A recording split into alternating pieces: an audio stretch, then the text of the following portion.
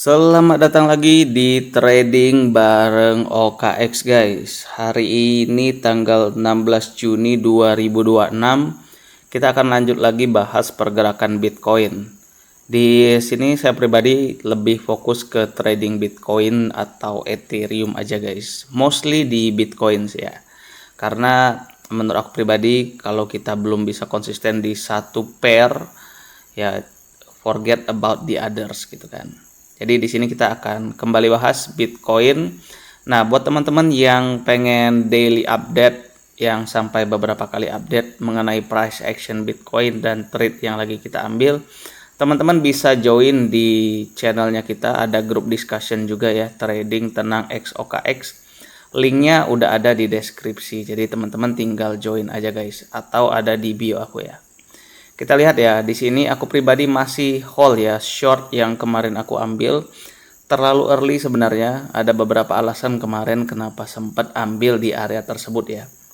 Walaupun di video sebelumnya kita juga sempat bahas ya, tesisnya kalau ternyata Bitcoin itu memang berpotensi ya, berpotensi untuk break area 64.000 ini dan dia bisa aja sampai ke 67.400 ya. Personally kemarin itu kita targetnya itu 67.411. Nah, kalau kita lihat ya pergerakan Bitcoin sekarang itu berada di 65.558. Di beberapa video sebelumnya kita juga udah sempat bahas kalau at best case ya, at best case Bitcoin itu mungkin aja itu bisa bergerak sampai ke area 69.548 sampai dengan 70.000 itu udah bagus banget kalau misalnya Bitcoin bisa ke area situ. Tapi kalau kita lihat sekarang per video ini di record ya, Bitcoin udah mulai menunjukkan koreksi lagi ya. Nah, aku pribadi sebenarnya kenapa masih condong ke short, karena memang kacamata aku pribadi ya guys, untuk saat ini di 2026 masih ke 4-year cycle teori, di mana di 2026 ini kita memasuki tahun pertama Bitcoin itu bear market. Ya kan. Nah, kalau kita lihat di sini ya, kalau kita lihat kita ambil di sini ya Bitcoin di sini ya, topnya Oktober 2026, ekspektasi aku pribadi ya guys ya, Oktober 2026 ya. Dari Oktober 2025 nanti low-nya kita akan finding low itu di bulan Oktober ya. 1 tahun kurang lebih lah ya. Ini Oktober, di sini Oktober. Dari mana tesis itu berada? Kita cek secara historical ya. 4-year cycle teori Bitcoin di sini bulan November ya, di siklus sebelumnya bulan November kita lihat 8 November 2021 kita finding low itu di 21 November 2022. Sama-sama ya, sama bulannya. November ke November. Terus kalau yang siklus sebelumnya lagi di bulan sini ya. Di bulan Desember 2017 di sini juga kita finding low-nya Desember 2018. Ini dua siklus sebelumnya, siklus 2017-2018 bear marketnya, yang di sini yang siklus 4 tahunan sebelumnya. Nah, kalau misalnya siklus ini berlangsung sama ya, at least di sini ya, kita tadi Oktober, di sini Oktober.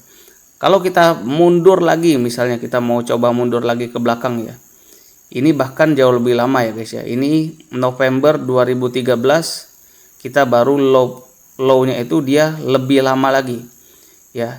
Ini bahkan di Januari 2015. Nah, itu dia. Ini ya, dari historical itu yang bisa kita pelajarin kenapa aku pribadi di saat ini kacamata aku masih ke Bitcoin cenderung turun atau bahkan bisa membentuk low yang baru nantinya sooner or later, entah itu di bulan Juni, kita udah memasuki pertengahan Juni, atau nanti di bulan Juli. Yang jelas kita masih punya waktu sampai ke bulan Oktober. Kalau misalnya kita tarik ya dari hari ini sampai, kalau kita misalnya tarik hari ini sampai ke Oktober, itu kita masih punya waktu yang cukup panjang kalau misalnya kita mau mengumpulkan cash untuk bisa beli Bitcoin jauh lebih banyak. Kita anggaplah sampai akhir Oktober ya. Kalau misalnya kita sampai ke akhir Oktober, 31 Oktober itu kita masih punya waktu sebanyak 131 hari lagi. Jadi masih panjang banget. Nah, pertanyaannya apakah low-nya itu akan berada di mana? Aku pribadi sebenarnya kalau misalnya nanti Bitcoin bisa turun ke 55.000 aja, itu aku udah nambah muatan lagi guys. Personally ya. Nah, di sini kita lihat ya pergerakan Bitcoin dari struktur sebelumnya. Kita udah bahas ya sebenarnya di video sebelumnya, tapi nggak apa-apa lah, kita ulang sedikit lagi aja. Di sini membentuk range sebelum akhirnya dia massive drop ya. Ini drop pertama dari high, konsolidasi ya, drop, base, drop. Nah, ini ada base lagi yang jauh lebih besar, tapi kita belum melihat dropnya ya. Nah, at least menurut aku pribadi kalau misalnya ada drop mungkin bisa sampai ke sini ya, 50.000, 55.000. Dia membentuk base di sini ya, capitulation area di mana orang-orang udah mulai nyerah terhadap Bitcoin. Dan kalau misalnya teman-teman buka sosial media dan lain sebagainya macamnya, kalau di area sekarang ya, di area sekarang di timeline itu masih banyak banget ya, the bottom is here. Jadi orang-orang itu mayoritas lebih dari 60%, 80% saat ini itu masih sangat optimis kalau Bitcoin akan menuju atau segera menuju all time high lagi. Nah, once nantinya Bitcoin itu turun lagi ke bawah, entah itu di 55.000 sampai dengan 50.000, atau mungkin bisa aja ya worst case skenario-nya seperti yang kita bahas di video sebelumnya, kalau di beberapa siklus sebelumnya penurunan Bitcoin itu sampai ke 70% lebih ya penurunannya. Kalau kita lihat sekarang kita itu penurunannya masih berada di sini ya. Kita ambil, kita itu sekarang itu masih penurunannya itu di 52%. Kalau misalnya kita pengen ke 70% itu berada di area di bawah 37-38.000 ya. Nah, at least, nah mungkin aja nantinya membentuk base lagi di sini, retrace sedikit ya, recovery sedikit sampai nanti di bulan Oktober kita benar-benar membentuk low yang paling low baru. Di sini adalah area di mana nantinya orang-orang bakal lebih banyak lagi yang menyerah terhadap Bitcoin. Kurang lebih kayak gitu guys. Itulah kenapa alasan aku pribadi masih condong ke short, dan sampai saat ini short yang kita ambil kemarin itu masih kita hold ya guys. Nah, kalau kita lihat, kita turun ke time frame yang jauh lebih kecil, kita lihat ya. Di time frame 4 jam saat ini Bitcoin udah mulai ya, seller udah mulai menunjukkan taringnya lagi. Apakah di situ adalah titik dimana Bitcoin akan mulai menunjukkan penurunan lagi yang lebih agresif atau slow penurunan yang pelan-pelan. Nah, kalau kita coba tarik ya Fibonacci area di time frame 4 jam, ini adalah time frame yang jauh lebih kecil di mana ini ya swing high ke swing low-nya dia. Nah, golden areanya itu di sini ya. Nah, kita sekarang ada di golden area sebenarnya. Terus kalau kita coba turun lagi di sini ya, Bitcoin udah mulai mencoba membentuk pattern ya, walaupun sebenarnya pattern ini nantinya akan banyak lagi false ya, false breakout segala macam. Nah, ekspektasi aku pribadi sebenarnya di sini pengen ngelihat Bitcoin itu ranging dulu, dia membentuk sebuah price action distribusi. Ekspektasi aku pribadi supaya kita akan jauh lebih enak untuk mengambil sell short dengan hasil yang jauh lebih maksimal ya. Price action yang pengen kita lihat itu adalah seperti ini guys ya. Di sini ya Bitcoin kalau kita turun ke time frame yang jauh lebih kecil ya, time frame 15 menit, udah kelihatan ya, ini adalah potensi range nya Bitcoin ya kan. Kita coba potensi time frame 15 menit di mana ini juga berpotensi di area yang kita ekspektasi sebelumnya ya. Nah, ini adalah potensi range-nya Bitcoin ya. Bisa juga sampai ke sini nantinya. Kita anggap sampai di sini aja ya. Menurut aku pribadi, price action yang pengen aku lihat di low time frame nantinya. Bitcoin di sini range ya. Range 1, range high, range low. Oke, range high, di sini range low, di mana ketika dia di sini ya menunjukkan price action terkoreksi, menyentuh price action di area potensi range low-nya dia, ada area pembalikan ya. Nah, yang pengen aku lihat dalam waktu dekat itu Bitcoin slowly naik lagi ke atas sampai dia bisa break area 67.400 sampai mungkin ke 67.900, 68.000 something, terus dia balik lagi ke sini ya, dan bisa lebih turun lagi ke sini. Ini adalah double confirmation, konfirmasi 1, konfirmasi 2. Nah, misalnya kita pengen ngambil sell short dengan hasil yang jauh lebih maksimal dan stop loss yang lebih tight, itu nanti kita bisa seperti ini ya. Ini misal ya, nanti entah, kita nggak tahu ya. Setelah kita dapat double confirmation di sini, itu akan jauh lebih enak. Nanti kita naruh stop lossnya. Anggaplah misalnya ternyata price-nya cuma sampai ke 68.000. Ya udah, stop lossnya kita cuma sampai ke 68.000, misalnya 68.200. Target penurunannya kemana? Target penurunan kita bisa targetin ke low kita sebelumnya ya.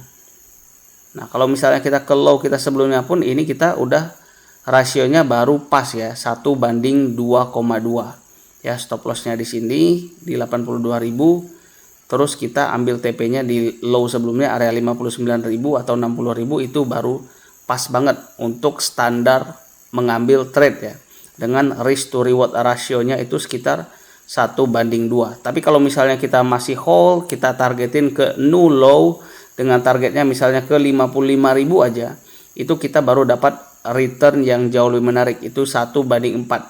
Nah, di sini maksudnya risk to reward 1:4 itu seperti apa?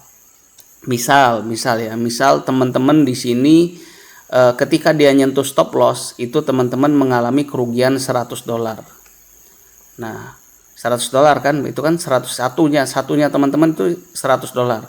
Nah, tapi kebalikannya, once nanti ternyata price-nya nggak nyentuh stop loss-nya teman-teman, melainkan misalnya entry-nya di 65.700 ya, sampai ke area 55.000, itu malah teman-teman dapatnya $400. Berarti kalau loss, misalnya kita loss $100, tapi kalau reward ketika dia nyampai ke area TP-nya kita di 55.000, itu bisa dapat sekitar $400 atau 4 kali dari risk yang kita letakkan di atas meja tradingnya kita guys. Oke, kurang lebih itu aja. Sebenarnya simple aja ya setupnya. Yang pengen aku lihat di time frame sekarang, kita lihat juga di time frame 1 jam juga dia udah mulai menunjukkan ya pattern koreksi, potential double bottom atau W pattern. Di sini akan jauh lebih bagus kalau misalnya dia bisa high sedikit ya, sweep 67.400 ini balik lagi ke dalam. Nah, itu adalah double confirmationnya kita. Itu untuk Bitcoin, begitu juga dengan yang altcoin nantinya ya. Ethereum di video sebelumnya kita juga udah bahas, kalau misalnya Bitcoin tadinya bisa tembus ke area 67.000, itu sangat potensi Ethereum bisa ke 1.700 1.800 ya kemarin pada saat Ethereum di sini. Dan hari ini cukup terbukti Ethereum bisa sampai ke sini ya. Potensial high range kita jauh banget sebenarnya di sini. So, misalnya ternyata nanti Bitcoin, Ethereum ataupun altcoin lainnya sebenarnya nantinya akan ngikutin price action dari Bitcoin sendiri. Kalau misalnya nanti Bitcoin itu akan mencoba sweep liquidity yang ada di atas lagi, itu nggak nutup kemungkinan nantinya Ethereum juga bisa sampai ke 1860 atau 1670. Dia membentuk potensi double bottom double top di sini, balik ke dalam sini range, dan kita akan menuju di sini ya. Ethereum target kita kemarin untuk nambah muatan long atau spot itu ada di area 1452 sampai dengan 1385 untuk Ethereum. Oke, itu aja update singkatnya. Kita akan lihat hari besok sampai ya cukup lama mungkin ya. Trade itu kadang butuh waktu yang lama ya untuk berhasil. Sebelumnya kita juga sempat nge-short ya Bitcoin di area 80.000 ya kan, di area sini kita nge-short. Dia butuh waktu sampai dengan ini ya 30 hari, 1 bulan full, supaya kita bisa sampai ke target maksimal penurunannya kita 1 bulan full. Ya, kadang itu yang menjadi musuh terberat kita dalam trading adalah bersabar menunggu waktu sampai price actionnya benar-benar ke area yang kita harapin. Oke guys, itu aja update singkat trading bareng OKX kali ini. Semoga bisa bermanfaat, semoga bisa ngasih insight ke teman-teman mengenai kemana sih pergerakan Bitcoin ke depannya. Thank you, sampai ketemu di channel trading bareng kita, sampai ketemu di video selanjutnya. Happy cuan.